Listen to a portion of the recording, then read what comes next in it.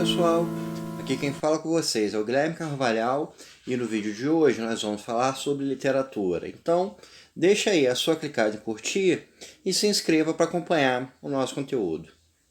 No vídeo de hoje eu vou falar sobre uma série de livros chamada Tetralogia Napolitana, que foi escrito pela autora italiana Elena Ferrante. A Elena Ferrante ela se tornou uma autora muito conhecida nos últimos anos por essa série de livros, que é uma série incrível, de uma qualidade altíssima, e também pelo mistério em torno da identidade dela. É uma autora que publica sob pseudônimo e ninguém conhecia a identidade dela.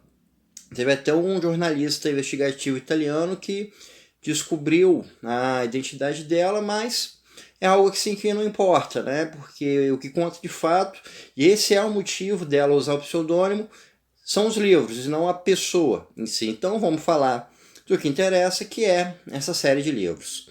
Como o nome já diz, Tetralogia Napolitana é uma série composta por 4 livros que se passam na cidade de Nápoles, na Itália. Esses livros são A Amiga Genial, A História do Novo Sobrenome, A História de Quem Foge e Quem Fica e A História da Menina Perdida. Esses livros eles são um épico moderno e um épico que se passa dentro de um microcosmo na cidade de Nápoles e permeado por atividades do dia a dia. Né? Um modelo que a gente viu sendo construído ao longo do século XX na literatura, que é trazer a ideia de feitos épicos para o indivíduo comum.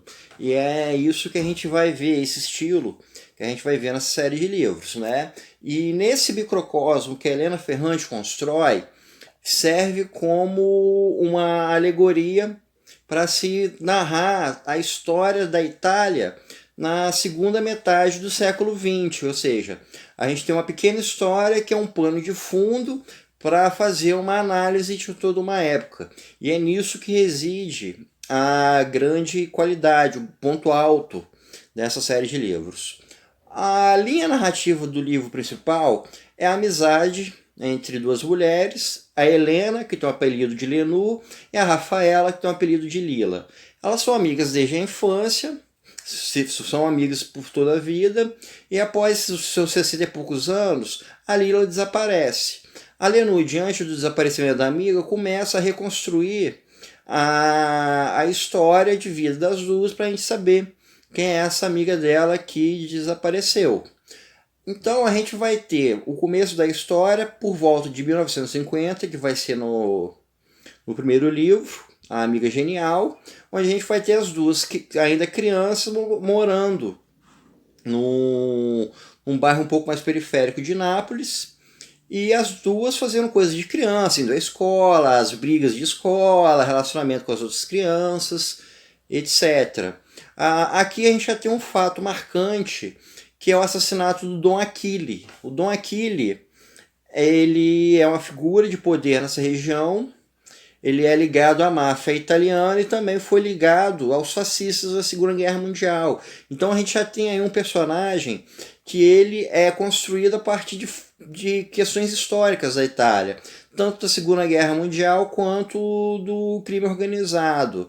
Esse Dom Achille acaba sendo assassinado e a culpa recai sobre o militante comunista, ou seja, a gente já tem o contexto da Guerra Fria nos seus acontecimentos do dia a dia num bairro periférico de Nápoles, com a cidade do sul da Itália, isso sendo retratado no livro, ou seja, esse microcosmo nos mostrando uma realidade macro da Itália.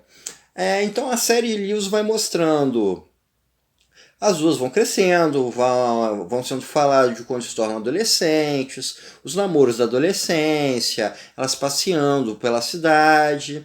A Helena acaba indo para a faculdade, Rafaela, por ter uma família um pouco mais pobre, um pouco mais de cabeça fechada, apesar de ser inteligentíssima, não leva além seus estudos, fica trabalhando na sapataria do pai e acaba se casando com o filho do Dom Achille, que é um empresário de sucesso na época, lidando com charcutaria, com embutidos, produtos dessa espécie.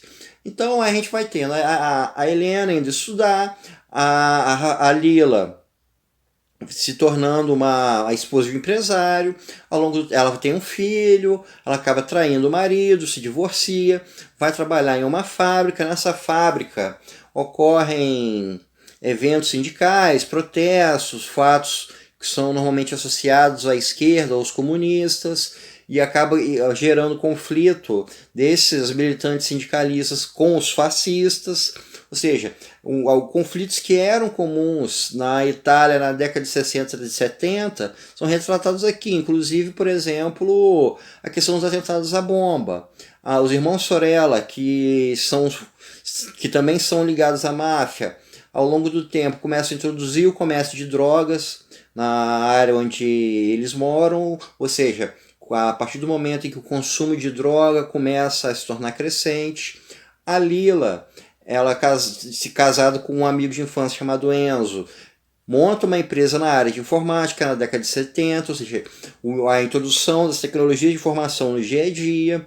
Já a Helena, por sua via, ela se forma na faculdade, estuda, ela entra em alguns grupos de discussão, ou seja, representando essa ideia de uma intelectualidade universitária na década de 60, 70, até um tanto quanto militante. O seu ex-marido acaba sendo eleito deputado na Itália. Ou seja, a gente vai tendo uma série de mudanças na sociedade, na Itália, acontecimentos diversos, até mesmo o terremoto em Nápoles uma das eventualidades abordadas.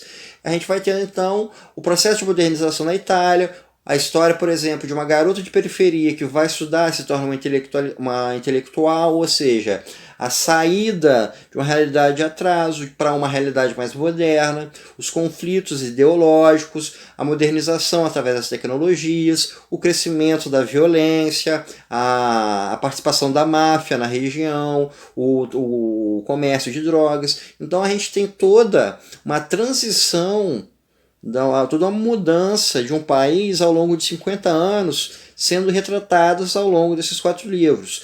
Isso faz com que essa tetralogia napolitana seja uma das maiores obras literárias dos últimos anos e coloca Helena Ferrante como uma das grandes autoras dos tempos atuais. Então, pessoal, isso é tudo por hoje.